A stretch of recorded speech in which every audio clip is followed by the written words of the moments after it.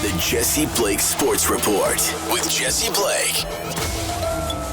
Welcome to the Jesse Blake Sports Report. Whether this is your first time here, your last time here, or somewhere in between, I appreciate that you're here today so that we can talk about the Vegas Golden Knights being giant, big old cheaters and Mark Stone being a giant, big old liar, because the hockey world is up in arms with Mark Stone being available tonight to play in Game 1 against the Dallas Stars. Foremost, you feeling ready to go? Yeah, I'm excited. I'm going to play tonight. I feel confident that I'm healthy enough and ready to go. So why hold back? May as well get in there and play. It's Vegas versus Dallas, Game 1, Stanley Cup Playoffs, and the Vegas lineup is healthy. Mark Stone is in there. Petro's in there too, who was out for a little bit. You know, they got a full lineup. Carrier's in there. They're all good. They're all healthy. Everybody's happy. Everybody's good to go. But we're focusing on Stone because he's the one who's been the cap shenanigans guy. He's the one who's consistently been out in the winter and spring months of the regular season and come back for the playoffs. Let's break down his history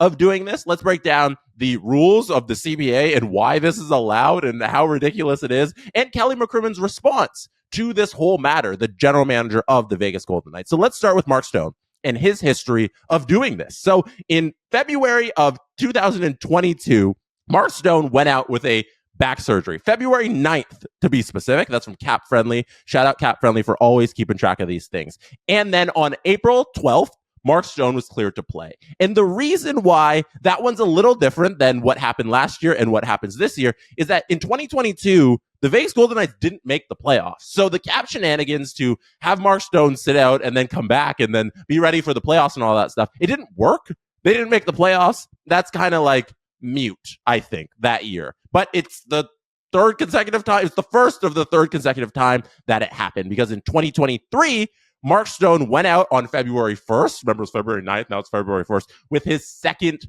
back surgery. And once again, this time on April 17th, Mark Stone was cleared to play. April 15th, he was marked as day-to-day. And then on April 17th, right in time for the playoffs, Mark Stone was cleared to play. And why that is so advantageous for the Vegas Golden Knights is because LTIR.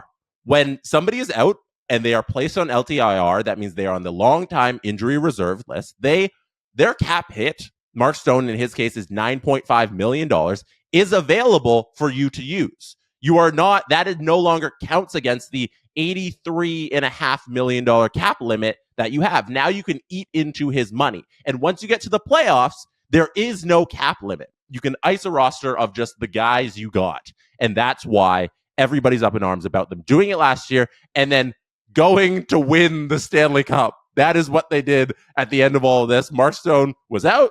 They bought at the deadline. They came back. He came back. They won a Stanley Cup. This season, Mark Stone, once again, this time in later February, February 21st, Mark Stone went out. And today, Mark Stone is back and cleared to play. So this time in 2024, Mark Stone suffered a lacerated spleen. And the idea that Mark Stone, quote, faked the lacerated spleen isn't like, that's not going to hold any water. That's not true. You can see the play that it actually happened on. If you're watching on YouTube right now, here's some stills. I don't have NHL rights footage. I can't show you the play, but here it is, the stills of it. Stone collided with Yakov Trenin of the Nashville Predators, and he goes down on the ice. He's clearly hurt. He tried to stay out there, but then he went back to the locker room, and that's the play where he lacerated his spleen. And the evidence that this is an actual injury continues to mount because Kelly McCrimmon has been very open and honest about the injury because of all the people who are judging it and saying that, hey, this thing isn't happening. This is what Kelly McCrimmon said on April 20th regarding Mark Stone. And this is from Jesse Granger in The Athletic. I want to touch on a couple of things with it because there's been a lot of speculation and a lot of insinuation about his injury. The NHL is 100% involved in any of these long-term injury reserve situations involving teams. Their chief medical director speaks to the surgeon, speaks to our medical team, speaks to our athletic therapist, has access to every document that is filed and every diagnostic test that is given. They have access to all of that information that keeps the system legitimate. They are the people that are fully involved in this. So I don't know if maybe the fans or the media understand the degree which these injuries are scrutinized. The NHL are involved in everything that we do. Our dealings aren't with the NHL. Our dealings are with the medical people that are overseeing Mark's care. They look in on that. This isn't a situation where a player is coming off a shoulder injury or a knee injury where you might be able to play at 80%. His spleen has to be 100% healed for him to be able to play. And that's exactly how it played out. There is Kelly McCrimmon over-explaining that the Vegas Golden Knights have a third party, the NHL and their medical doctors, looking at this situation and clearing Mark Stone to play or clearing Mark Stone to be available to go on LTIR. The NHL doesn't want teams exploiting this. They want to make sure that everything is on the level, and that's what they have to go through. There's a level of scrutiny involved with putting him on LTIR for a long time and then pulling him off of LTIR to play in game one. And Kelly McCrimmon went on to even explain that it was a grade 3 lacerated spleen and explain what all that meant and that the recovery period was 3 to 6 months. And Mark Stone worked his way back to try and hit that 3-month mark. And that's what happened. And before we get too far away from Jesse Granger's article, I want to point out one thing he wrote in there that I thought was very fascinating and one thing that a lot of fans aren't acknowledging. He wrote, "It's worth noting that while the Golden Knights used Stone's vacated cap space to add at the deadline last season, they never iced a lineup over the $82.5 million limit throughout their 22 playoff games en route to winning the Cup. If Vegas ices a fully healthy lineup with the lines they used in Saturday's practice, it would still only carry a cap hit of roughly $82.22 million, below the $83.5 million cap ceiling." The idea that the Vegas Golden Knights add $100 million in cap space and then ice that team in the playoffs isn't true. It is objectively not fact. And if we just look at the teams in the NHL who are above the cap, who operate above the salary cap, you pull up Cap Friendly, you look at all these teams.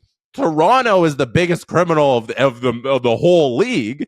Their final cap hit at the end of the year was $97 million based on all of the $14 million in LTIR use they had throughout the season.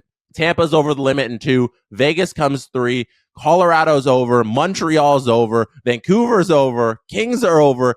Washington's over. Minnesota's over. Boston, finally, a team that is under the cap limit, $85.4 million cap hit. All these teams are over the cap limit. It's weird to just say that Vegas is doing it and that the lacerated spleen injury isn't real and that maybe the one thing I will say is that maybe Mark Stone was available to play game 82 and that if he needed to push it, let's say the playoffs started on Saturday, he probably would have been able to play Saturday. But that's the game, baby. Like the CBA, the last point on this whole thing is this is how the CBA is set up. This is what has been collectively bargained by the players and the owners for the rules of the National Hockey League. And the only way this can change is in 2026, in September of 2026, when the CBA expires, they negotiate some new rule where it's, hey, if you're not available to play for game 82, you got to sit out the first 2 postseason games. Like something like that will be perfect. That'll put to rest, to bed, all of this like hoopla and all of this complaining about this situation, I think. Are the Vegas Golden Knights taking a little bit of liberties with the day that Mark Stone is available? Probably, but that's how it's been set up. The NHL has a system where if you are in LTIR, you get this cap space. There's no cap in the playoffs because you don't want a situation where the integrity of the playoffs isn't there because a team can't ice a healthy roster. Let's say that somebody gets injured and you can't call somebody up because your cap space is already full. You don't want that situation. You want to be able to use the guys that are in your organization on your team at no cost because the playoffs are so important. Everybody can go. That's it. And the Vegas Golden Knights, as I outlined, as Jesse Granger said, always stayed within the cap limit when they played in the playoffs. These are the rules. They're just the best at using them. whenever they have this situation, they take advantage of the situation by going and getting guys at the deadline. Other teams, like I listed, are also above the cap. They are also using this situation. They are also bending the rules. These are the rules. We just got to sit with it. Vegas is just the best at using their LTIR, and I think that's the game. That's the game. They're playing within the rules. That is it for me today. Thank you for being here. It could have been anywhere in the world. Shows be listening or watching this right now. I don't say this very often. I should say it more. Should say this a lot more earlier in the video, but hit subscribe. If you like the channel, hit like. If you really like the video, I really appreciate it. I'm going to be live on YouTube again today. I was live yesterday on the SDPN YouTube channel, streaming NHL 24. I'm going to be live again at 5:30 p.m. Eastern time, leading into Steve Dangle's stream on the SDPN YouTube channel, which leads into the Leafs game. So check me out at 5:30. Like I said, hit subscribe if you like this channel. I will see you again very soon. Good night from Toronto. And that is how it's done. The Jesse Blake Sports Report with Jesse Blake. Jesse Blake, the guy that likes to hear his name twice in one sentence. Sure, I know him. No, he doesn't have an ego at all.